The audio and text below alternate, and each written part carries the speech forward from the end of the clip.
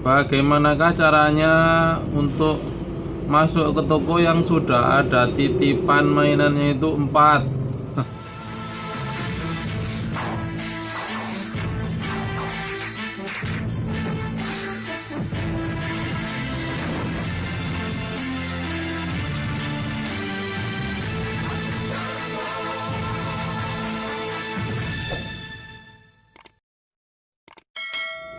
Halo, assalamualaikum warahmatullahi wabarakatuh. Ketemu lagi dengan saya Sigit pakai S.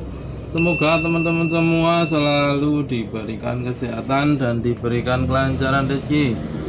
Bagaimana teman-teman semua jualan mainannya? Bagaimana ngerenteng mainannya? Apakah lancar? Apakah sukses, laris manis dagangan mainannya? Saya doakan semua teman-teman yang lagi merintis jualan mainan rentengan, saya doakan lancar, sukses, dan dagangannya ludes terjual. Oke, kali ini saya ingin sharing lagi pengalaman tentang jualan mainan anak-anak, khususnya mainan rentengan.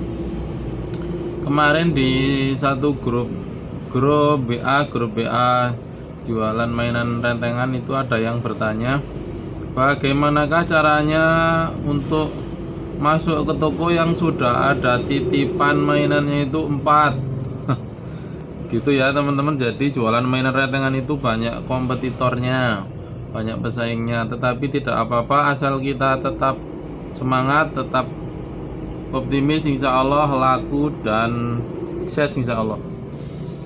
Oke, saya ingin menjawab pertanyaan tersebut dari salah satu anggota grup kita.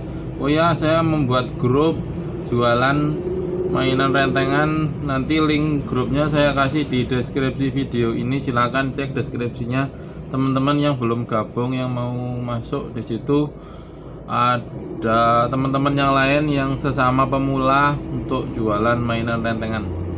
Saya kasih nanti linknya di deskripsi video ini. Oke, kembali lagi ke pertanyaan, bagaimanakah caranya untuk masuk ke toko yang sudah ada 4 kompetitornya, sudah ada 4 mainan titipan di sana. Oke, jadi begini teman-teman, sebelum saya jelaskan, jadi intinya kita jualan itu adalah laku ya. Intinya kita jualan itu barang kita titipkan di toko-toko itu laku yang utama itu. Jadi bukan masuk ke tokonya, tetapi intinya adalah laku di toko yang kita titipkan. Ketika kita mau masuk ke toko, ternyata kok sudah ada 4 pesaing di situ, atau mungkin 3, nggak ada 4, atau mungkin lebih dari 4. Maka apa yang kita lakukan untuk bisa masuk ke toko itu? Jadi menurut saya, saran saya, sebelum masuk ke toko itu, kita pastikan dulu kalau warung atau toko itu adalah warung yang prospektif. Kita lihat dulu dagangan produk yang lainnya, produk sembakonya itu komplit tidak, produk kebutuhan harian pokok yang lain, kira-kira tokonya itu prospektif atau tidak. Ketika tokonya bagus, prospektif, di situ trafficnya banyak orang yang keluar masuk di toko tersebut, maka kita masuk itu menjadi sebuah target bagi kita. Meskipun sudah ada 4 kompetitor, kita usahakan dagangan kita bisa masuk ke situ. Kemudian ketika kita sudah yakin kalau toko itu prospektif, kita mencoba untuk mengenal toko tersebut. Intinya kita kenal dengan pemilik tokonya. Kalau orangnya sudah kenal duluan, intinya tetangga kita atau saudara kita, nah itu mudah sekali untuk bisa masuk ke situ. Kita tawarkan, insya Allah langsung masuk. Tetapi ketika kita belum kenal sama sekali dengan orang tersebut, pemilik toko tersebut, maka kita harus melakukan seperti teori saya kemarin adalah menyentuh hati. Intinya kita berusaha untuk agar pemilik toko itu tersentuh hatinya dengan penawaran kita. Caranya itu dengan mengenal dulu siapakah pemilik toko tersebut, dengan menanyakan kepada orang lain, orang yang di luar. Intinya mungkin radius sekitar 100 meter sebelum masuk toko itu kita tanya dulu kepada orang lain siapakah pemilik toko tersebut. Ketika kita sudah tahu namanya, maka kita ingat-ingat atau kita catat namanya, misalnya Bu Agus misalnya, maka kita masuk ke toko langsung temui orangnya dan kita coba tawarkan, kita sebut namanya. Selamat siang Bu Agus, mohon maaf ini saya dari sales mainan, ingin menawarkan produk mainan dengan sistem konsinyasi begitu.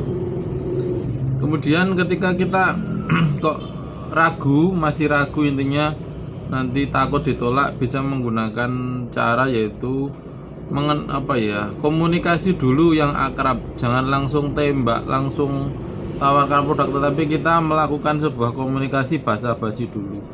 Duduk dulu, santai dulu, ngobrol dulu dengan pemilik toko. Kita bisa membeli minuman atau mungkin berbelanja kebutuhan pokok kita, kebutuhan pokok harian kita seperti sabun, odol atau apa, dan nggak harus banyak. Intinya kita terjalin dulu komunikasi yang baik dengan pemilik toko, ya teman-teman. Setelah itu baru kita tawarkan. Kemudian strategi berikutnya adalah pastikan kita lihat dulu barang mainan yang sudah tertitip di situ itu apa. Maka kita pilihkan produk kita yang berbeda dengan produk yang sudah tertitip, mainan yang sudah tertitip. Misalnya di situ semuanya mainan semuanya, maka kita bisa menitipkan tali rambut misalnya, aksesoris, gelang, bando, jepit rambut atau apa. Ketika di situ belum ada produk itu, kita cek lagi dari 4 lembar yang sudah ada. Oh ternyata stiker belum ada. Kita mencoba menawarkan stiker. Di situ belum ada balon, semuanya mainan semua. Kita coba untuk tawarkan balon. Intinya barang yang di situ belum ada, meskipun sama mainan, tetapi kita coba untuk menawarkan produk mainan yang berbeda dari yang sudah ada. Ketika di situ misalnya belum ada, pokoknya mainan yang unik, mainan yang belum ada di titipan keempat lembar itu, maka kita usahakan kita beda dan kita tawarkan, insya Allah masuk. Ketika kita sudah dahului dengan prolog, kita dahului dengan belanja dulu, kita dahului dengan basa-basi dulu, kita dahului dengan menyebut nama pemilik toko sebelum kita kenalan. Itu powerful sekali teman-teman. Oke ya, itu intinya.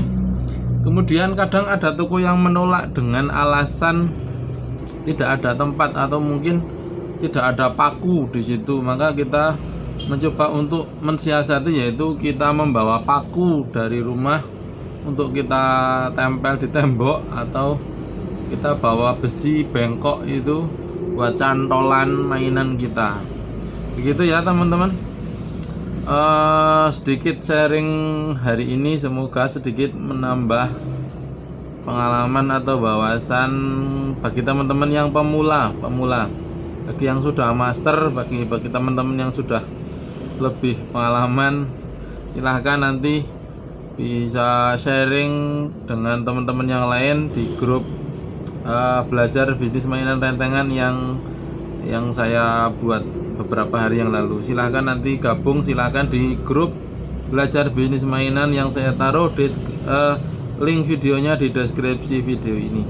Terima kasih sudah menonton video pendek ini, semoga sedikit menambah pengalaman. Jika ada kata-kata yang belum paham atau susah dipahami, mohon maaf yang sebesar-besarnya. Terima kasih, sampai ketemu lagi di video berikutnya. Assalamualaikum warahmatullahi wabarakatuh.